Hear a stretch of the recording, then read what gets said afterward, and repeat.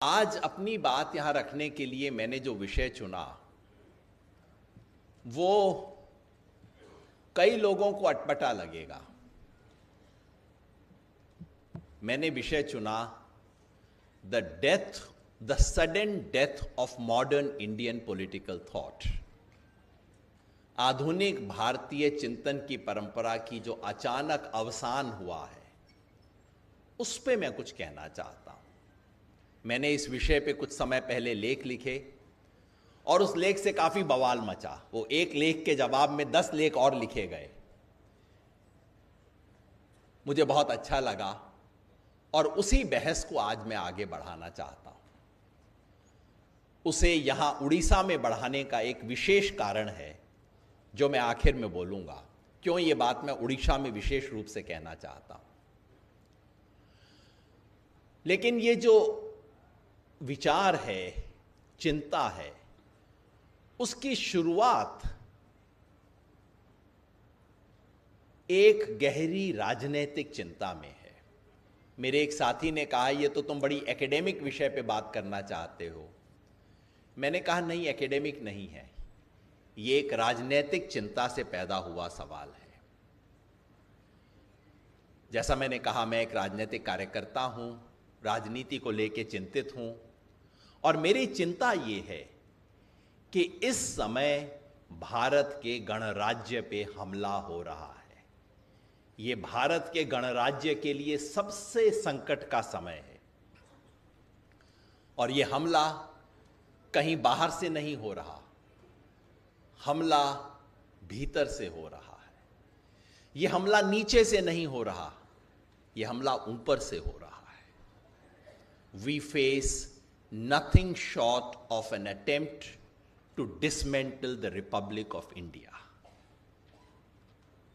और अगर यह सच है, मैं जानता हूं कई लोग इससे सहमत नहीं होंगे, लेकिन मेरे लिए जरूरी है कि मैं अपनी बात को पूरी ईमानदारी से रखूं। If we face a challenge to the very existence of Indian Republic, then we must find out why is it that we have landed up in this kind of a crisis? आज भारत के गणतंत्र पे जो हमला है, मैं पार्टियों का नाम नहीं लूंगा, नेताओं का नाम नहीं लूंगा। ये एक आज की ओकेजन है, व्यक्तियों का नाम लेने की ओकेजन नहीं है। लेकिन आप सब समझ सकते हैं कि आज इस देश के गणतंत्र के बुनियादी मूल्यों पे हमला कौन कर रहा है और सर्वोच्च पोजीशंस पे बैठ के हमले कौन कर रहा है, ये सब हम जानते हैं। तो सवाल ये है कि ये खतरा, रिपब्लिक को ये खतरा कहां से पैदा हुआ। इसके कई जवाब हो सकते हैं, सब जवाब सही हैं। कोई कह सकता है पॉलिटिकल पार्टीज का डिक्लाइन हुआ है, ये बात सच है। कोई कह सकता है कि पॉलिटिकल इंस्टीट्यूशंस का डिक्लाइन हुआ है, यह बात भी सच है।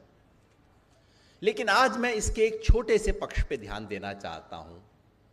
पॉलिटिकल आइडियाज का क्या हुआ हमारे देश में, और मैं आपके सामने सिर्फ एक छोटा तर्क रखना चाहता हूं।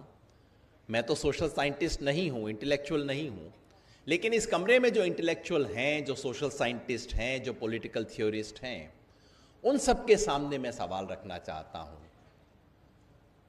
कि हमारे गणतंत्र पे आज जो हमला हो रहा है, गणतंत्र का जो संकट है, उस संकट में आइडियोलॉजी की क्या भूमिका है, विचारों की क्या भूमिका है। और मैं एक प्रस्ताव रखना चाहता हूं। मेरा प्रस्ताव सिर्फ ये है, बहुत साधारण सा तर्क है मेरा, और वो ये कि भारत गणराज्य को खड़ा करने में एक वैचारिक परंपरा की बहुत बड़ी भूमिका थी। उस वैचारिक परंपरा का नाम था मॉडर्न इंडियन पॉलिटिकल थॉट। वो किसी एक इज्म की बात नहीं थी, उसमें लेफ्ट भी था, उसमें राइट भी था, उसमें मॉडर्निस्ट भी थे, उसमें ट्रेडिशनलिस्ट भी थे। लेकिन एक वैचारिक परंपरा थी इस देश में 100 साल तक जो चली, उस वैचारिक परंपरा ने इस देश के संविधान का निर्माण किया, उस वैचारिक परंपरा से इस देश के लोकतंत्र का निर्माण हुआ, उस वैचारिक परंपरा से हमारे भारत के गणतंत्र का निर्माण हुआ। लेकिन वो परंपरा अचानक सूख गई। जैसे कभी कभी हम देखते हैं ना, नदी में डैम बन जाता है और 10 किलोमीटर बाद जाके हम देखते हैं और लगता है अरे नदी को क्या हो गया, नदी कहां चली गई। कुछ वैसा ही मॉडर्न इंडियन पॉलिटिकल थॉट के साथ हुआ। मैं आप सबको आमंत्रित करता हूं 1947 के बारे में सोचिए। 1947 में इस देश में कितने बड़े राजनीतिक विचारक थे। जो आपकी पसंद का हो उसका नाम सोच लीजिए। मेरी पसंद के अलग हैं, आपकी पसंद के अलग हो सकते हैं। जैसे ही हम सोचना शुरू करेंगे हमारे मन में नाम आएगा महात्मा गांधी, नेहरू, अंबेडकर। लेकिन सिर्फ ये तीन नहीं थे। जरा और ध्यान से सोचिए, 1947 में कितने बड़े पॉलिटिकल थिंकर्स इस देश में थे। एम.एन. रॉय, श्री अरबिंदो, जयप्रकाश नारायण, आचार्य नरेंद्र देव, राम मनोहर लोहिया। आपको लगेगा कि मैं सोशलिस्ट लोगों का नाम ले रहा हूं। लेफ्ट के भी बता देता हूं, PC Joshi, MS. Namboodiripad. Right के भी बता देता हूं, सावरकर, मौलाना मौदूदी। इतनी लंबी फहरिस्त आपको मिल जाएगी। फेमिनिस्ट सोच में कमला देवी चट्टोपाध्याय, सरोजनी नायडू, अरुणा आसफ अली। मैं लीडर्स की लिस्ट नहीं बता रहा आपको, मैं थिंकर्स की लिस्ट बता रहा हूं। सिर्फ लीडर्स की लिस्ट बनाएंगे तो बहुत लंबी बन जाएगी। I am not interested in that. Thinkers किन्हें कह रहा हूं मैं? वो लोग जो देश दुनिया के बारे में एक बड़ी तस्वीर सोचते थे। इन सबको मैं इसलिए थिंकर्स कह रहा हूं, मैं इनमें से कुछ से बहुत असहमत हूं। बी.डी. सावरकर का चिंतन से मैं शुरू से आखिर तक असहमत हूं। मैंने तो बार बार लिखा है कि ये हिंदुत्व के नाम पे जो आइडियोलॉजी चल रही है ये यूरोप की नकल है और ये भारत विरुद्ध आइडियोलॉजी है। तो मैं विरोध में हूं उनके।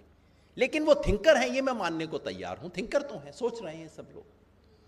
तो 1947 में ये जो सब थिंकर्स हैं, मैं थिंकर्स इन्हें क्यों कह रहा हूं, ये दो चीज कर रहे हैं।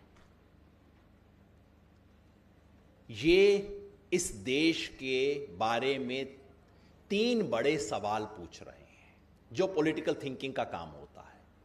हम आज कहां खड़े हैं, हमें कहां जाना है, और जहां खड़े हैं और जहां तक जाना है उसका रास्ता क्या है।